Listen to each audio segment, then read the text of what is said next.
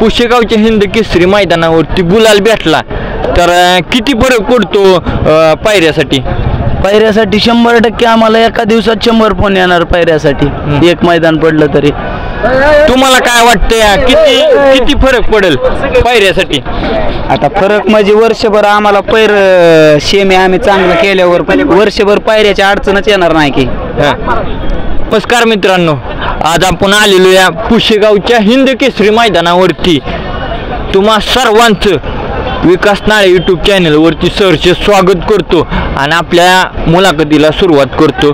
सर्वप्रथम आपलं नाव सांगा. माझं नाव हनुमंत डफाळ, मालकाचं नाव योगेश भांडारी. तर आपल्या लाडक्या बैलाचं नाव काय?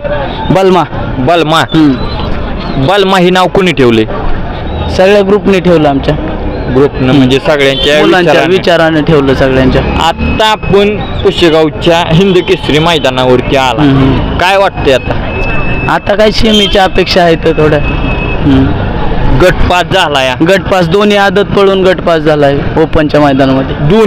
दोन्ही आदत.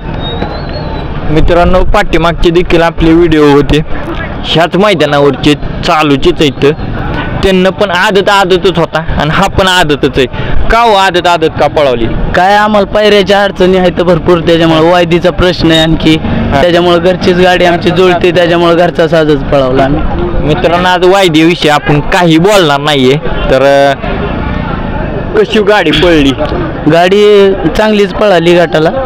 आता शेमीला बघू कशी काय होतंय ते. ह्याच्या मापापेक्षा, ह्याच्या तब्येतीपेक्षा, ह्याच्या ताकदीपेक्षा मोठी बैल मैदानात होती का तुमच्या ह्याच्यात? होती ना, भरपूर मोठी बैल होती ओपनचीच टोटल. त्याच्यात दोन्ही आदतनी आपलं काम करून दाखवलं. किती वर्षाचा आदत आहे? हे आदत आहे आता 18 महिन्याचा. 18 महिन्याचा आदत. हो. तर ह्याचा पायरा कुणासोबत होता? पायरा आपली घरचीच गाडी होती.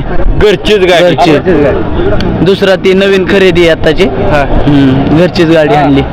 तर ह्याच्या अगोदर आदत घरची गाडी पळवलेली का कुठं? आधी पण पळवली, तिथं पण गटपास झालेला.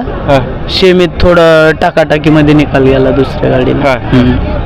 तर ह्या असणाऱ्या बलमाचा आतापर्यंत कुठं इतिहास काय घडलेला आहे का?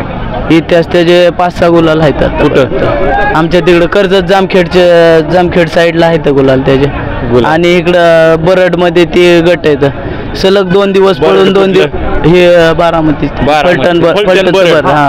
सलग 2 दिवस पळून दोन्ही दिवस गट काढले तो वासरांनी.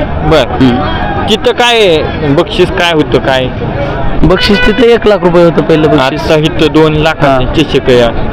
10व्या नंबर पर्यंत जवळजवळ 20 आहे की. आता शेवटी सेवागिरी महाराजांचा थोडाफार जर आशीर्वाद असेल तर काहीतरी होईल. समजा आशीर्वाद आहे म्हणूनच आपली गाडी आशीर्वाद आहे म्हणून राहिली. पण त्यांना प्रार्थना आहे की बाबा शेमीला पण आम्हाला असंच यश येऊ दे. अशाच प्रकारे बाबांना थोडा तरी आम्हाला आशीर्वाद देऊन गुलालापर्यंत गाडी उजेडात आली तर बरं होईल. काय गरीबाची गाडी थोडी उजेडात आली तर बरं होईल. येणार पायऱ्याचा प्रश्न आमचा थोडा मिटल. पायऱ्यांचं थोडंफार ही चालू आहे आता सध्या. वायदी भरपूर प्रमाणात चालू आहे. पण आता काय जाऊ द्या, ज्यात प्रत्येकाला अपेक्षा असते आपल्यापेक्षा मोठा बैल पाहिजे. त्याच्यामुळे मित्रांनो, एक विचारायचं होतं मला की पुशेगावच्या हिंद केसरी मैदानावरती गुलाल भेटला तर किती फरक पडतो पायऱ्यासाठी? पायऱ्यासाठी 100% आम्हाला एका दिवसात 100 फोन येणार पायऱ्यासाठी. एक मैदान पडलं तरी. तुम्हाला काय वाटतंय किती फरक पडेल पायऱ्यासाठी? आता फरक म्हणजे वर्षभर आम्हाला पैर शेमी आम्ही चांगलं केल्यावर वर्षभर पायऱ्याच्या अडचणच येणार नाही की. जर आत्ता गुलाल भेटला तर किती फरक पडतो प्रत्येक मैदानावरती? म्हणजे बैलाची एक ओळख होती. पुशेगाव हिंद केसरी मैदानचा हा मानकरी गुलाल भेटलेला आहे आम्हाला, असं तसं बाबा मग एक ओळख होती. मग तिथनं आपल्याला पुढं पायरा करण्यासाठी किती अडचणी येतात का किंवा किती हे होतं? पुशेगाव मैदानाचा गुलाल म्हणजे असा आहे की त्या गुलालात फायनलला जेवढ्या गाड्या जातात तेवढ्या गाड्यांना वर्षभर पायरा मागायची गरज पडत नाही. त्यांना होऊनच पैरा येते सगळं. बरोबर आहे. तर आतापर्यंत ह्याला आपण वायदी देऊन पळवलेला आहे का? वायदी त्याला दिलेली. विषय असा आहे आमच्या भागात आहे ना माहिती देऊन पण आमचं वासरू हातात हा म्हणजे वायदी देऊन आमचा तोटा झालेला आहे. वासरू तर आमचंच पळतंय काय बी केलं तरी, पण ती वायदी द्यायचं कारण म्हणजे आता आम्ही जर आउटसाईडला असल्यामुळे खेडेगावात असल्यामुळे त्याला वायदी द्यावा लागते. वायदी देऊन आणलेले बैल नाही तर जास्त त्या वायदी देऊन आणलेले बैल काय त्यांच्या पुढंच असतो प्रत्येक वेळेस. आता त्यांच्यासाठी काय पुढे असं संदेश देण्यासारखा आहे? पुढं संदेश म्हणजे एकदम शॉर्ट मध्ये सांगतो मी, अशा आदत वासर लय जणाची आहेत अंधारात. स्वतः त्यांची बैल मोठ्या बैलांसोबत पायरा केलेल्या बैलांपेक्षा पण जास्त पळतात. हा. तर मला एक म्हणजे ह्या मुलाखतीत सांगायचंय की अशी जी अंधारात बैल आहेत त्यांच्याकडून मोठ्या बैलावाल्यांनी काय पायऱ्याचे पैसे नाही घ्यायला पाहिजे. म्हणजे दिवस म्हणतात ना, प्रत्येक जणाचा दिवस येतात. अशी बैल तुम्ही जर उजेडात आणली तर त्या महादेवाच्या नंदीचा तुम्हाला पण आशीर्वाद आहे आणि आमचं पण कुठंतरी नाव होईल. आज जसं पुशेगावच्या मैदानात एवढ्या मोठ्या अख्ख्या देशाला माहिती हे मैदान, ह्या मैदानात गटपास झालाय म्हणजे आम्हाला असं वाटतंय की आम्ही सेवागिरी महाराजांचा आमच्या मागे आशीर्वाद आहे. आता तुम्ही बऱ्यापैकी चर्चेत आहात काय की बाबा आमक्या आमक्या गावची गाडी आणि आमक्या आमक्या गटातली गाडी ही आमक्या आमक्या व्यक्तीची होती, बरोबर आहे का? हो बरोबर आहे. काय सांगाल बाबा? पहिल्यामुळे ओळखलं जा गेलं. हा, बैलामुळेच आम्हाला ओळखलं जातंय. असं कोण आम्हाला ओळखतं? हा, हेच म्हणून आम्ही हेच नाही ना, आमची काय ओळखच नाही. बैलामुळेच आमची आज ओळख. तरी रामराम सुद्धा घालीत नाही. बैल जर नाही पळाला तर ओळख असली तरी रामराम कोण घालीत नाही. जर बैल पळाला तर होऊन येतात पाठीमाग रामराम शेट म्हणत, ती शेट होतंय लगेच. म्हणजे नंबर नाही तर मग ओळख पण देत नाही कोणी. ओळखीचा असला तरी ओळख देणार नाही. नंबर कार्ड फट्टा शर्ट असला तरी शेट म्हणते ते म्हणते, पण त्यांना माहिती नाही हे खरा खेळ शेतकऱ्यांचा आहे. फटका शर्ट असला तरी बी बैल खरा शेतकरीच गाडी होतो. शेतकरी हे शेतकऱ्यांचंच नंदी आहे. नंदी. तर अशी नंदी आपल्याकडे किती येतं? आमच्याकडे आता सध्या 5-6 वासरं आहेत उजाडात पळतात चांगले. म्हणजे ते पण आलेत का इथं? ते नाही आले, पैऱ्या अभावीच आले नाहीत. बाकी काही हीच गाडी आहे, मग आम्ही आणायचा निर्णय घेतला. सगळे बी आणाय पायऱ्या पाहिजे ना, पाहिजे. परत एवढ्या ह्याच्यात पोरं पाहिजे. एवढं पब्लिक नाही आपल्या संग सध्या. एवढं कसे ऍडजस्ट करणार? सगळ्या बैलावले इथं सगळे आहेत, ती सगळ्यांकडे 1-2 वासरं आहेत. पण ते नियोजन होत नाही एवढ्यांचं. जर एकाच गटात लागली तर गाडी सोडायला सुद्धा पोरं नाहीत एवढे. म्हणजे हे त्याच्यामुळे सगळ्यांनी विचार करून एक गाडी हे केली. म्हणजे तेवढीच गटाच्या फरकाने जर गाड्या लागल्या तर मग होऊ शकते. पण एकाच गटात किंवा एका मागे एक आली तर ते ऍडजस्टमेंट होत नाही त्याची. त्यामुळे सगळ्यांनी मिळून एकच गाडी आणायचा निर्णय घेतला. तर आपलं गाव कुठलं? करमाळा.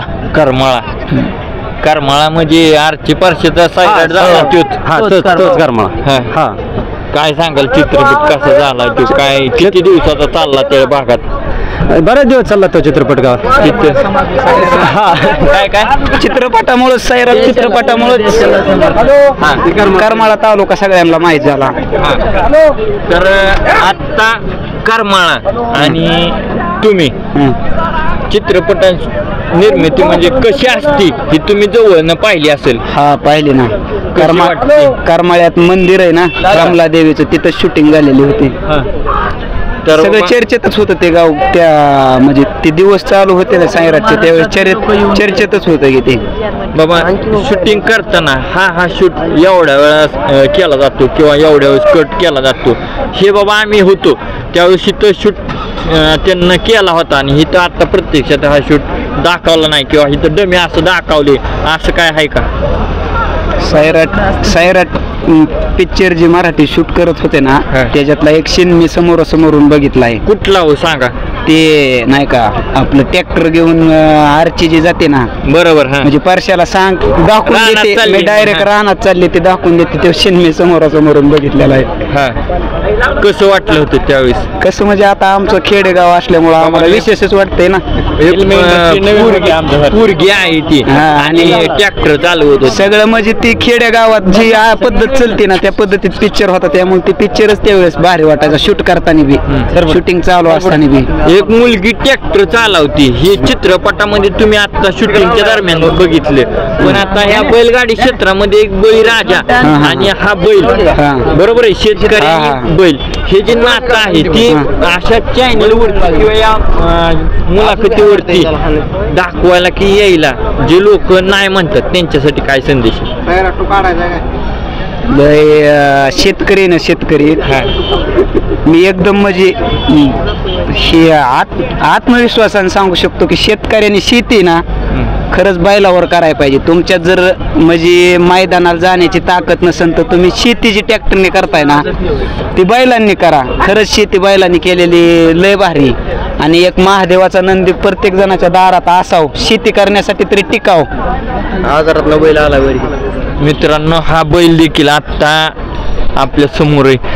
काय झालं ह्या बैलाला, म्हणजे काय लंपी झाला होता त्याला, लंपी झालेला आणि हाच बैल आता या ठिकाणी कुशेगावच्या मैदानावरती सेमीसाठी पात्र झाला. सेमीसाठी मित्रांनो लंपीतला बैल या ठिकाणी पाहू शकता तुम्ही, पूर्णपणे त्याला लंपी झालेला आहे आणि गटपात झालेला आहे, सेमीसाठी पात्र ठरलेला आहे. कुठल्या गटामध्ये पळाला काय सांगितलं होतं? 97 गटात पळाला 5 नंबर तासाला. त्याचं नाव काय आहे? जॉन्ट्या याचं नाव. जॉन्ट्या आणि त्याचं बलमा. बलमा. जॉन्ट्या आणि बलमाची गाडी सेमी पात्र झाली. तर त्याला सेमी ही झालता लंपी वगैरे. आता कसं आहे तो? आता एकदम फ्रेश आहे, आता काय अडचण नाही त्याला. आता काय अडचण नाही त्याला. लहानपणी झाला होता त्याला लंपी. तरी अंदाजे एक 5-6 महिन्याचा होता त्यावेळेस. 6 महिने. आता तो किती महिन्याचा आहे काय? आता असेल 21 महिन्याचा, 21-22 महिन्याचा. म्हणजे त्याची जागाची कॅपॅसिटी नव्हती. हा एवढं म्हणजे त्याचा आजार होता. अंगावर अशी जागा शिल्लक नव्हती एक थोडी, पण की ही गाठी फुटून कमी झालंय. गाठींची साईज मोठी होती, फुटल्यानंतर ती जुळून आलंय समजा, त्याच्यामुळे थोडी थोडी जागा दिसते, नाही तर जागा मोकळी नव्हती त्याच्या अंगावर कुठं. म्हणजे हे आपण बघतो की बाबा वरगडलं जातं किंवा काय काटे वरबडतात वगैरे अंगाला, किंवा ऊसामध्ये गेल्यानंतर ऊस कापला जातो, त्या पद्धतीने त्याला पूर्ण त्याच्यावरती. आणि या ठिकाणी दोन आदत ह्यांना भेटलेली ही चषक ट्रॉफी आहे. सेवागिरी महाराजांच्या कृपा आशीर्वादानं ही ट्रॉफी या ठिकाणी ह्यांना भेटलेली आहे. काय सांगायला, आता ट्रॉफी ही असणाऱ्या लंपी बैलानं आणि बलमाने तुम्हाला मिळवून दिली. आता वाटलं होतं का की बाबा मला ही चषक भेटेल? आता प्रत्येक जण येणारा माणूस इथं येणारा 1 नंबरच्या अपेक्षेनेच येतोय. तर ह्यांच्याकडनं आपल्याला त्यांनी मिळवून दिलं, त्याच्यातच त्यांच्या ऋणीत आम्हाला 1 नंबर केल्यासारखा अभिमान वाटतो आता सध्या. एवढ्या मोठ्या ओपनच्या मैदानात दोन्ही आदतनी गट पास करून समजा आम्हाला ही ट्रॉफी मिळवून दिली, त्याच्यात आम्ही त्यांचे ऋणी दोघांचे. गुलालासाठी एक पाऊल माग या, काय सांगताय? गुलालासाठी एक पाऊल माग या. सेमीला आपण आता गुलाल झाल्यासारखाच आहे. आमच्या जीवाला या आदतने जे त्यांनी करून दावलं ते गुलाल केल्यासारखंच आहे. आता आमच्याकडनं आता ह्यांच्याकडनं काय एवढी आम्हाला अपेक्षा नाही. ह्यांनी आम्हाला करून दिलं ते मन जिंकलं सगळ्या पोरांचं. एवढ्या हत्तीवनी बैल होती गटाला आमच्या, त्यात आदतने पळून काम केलं. अजून काय करायला पाहिजे? बलदंड शरीरयष्टीची बैल असून देखील त्यांना एवढं गट पास करू शकले नाही, पण तुमची छोटी छोटी असताना देखील आणि लंपीचं असून देखील हे पदक तुम्हाला मिळालं, त्याबद्दल काय सांगाल अजून? काय बैलावर आमचा पूर्णपणे विश्वास होता, मनापासून विश्वास होता. त्यानंतर आम्ही गट पास करू शकतो ना, आम्ही म्हणजे पहिल्या घरापासून मी ठरवलेलं होतं, त्या हिशोबाने आम्ही गट सोडलेली. अजून कोणाला काय बोलण्याची इच्छा आहे का? बोलताय का? थांबूया का या ठिकाणी? तर मित्रांनो याच ठिकाणी आपण थांबूया. तर ही मुलाखत आपल्याला कशी वाटली नक्कीच सांगा. धन्यवाद. सबस्क्राईब करून नक्कीच सांगा व्हिडिओ कसा वाटला. धन्यवाद.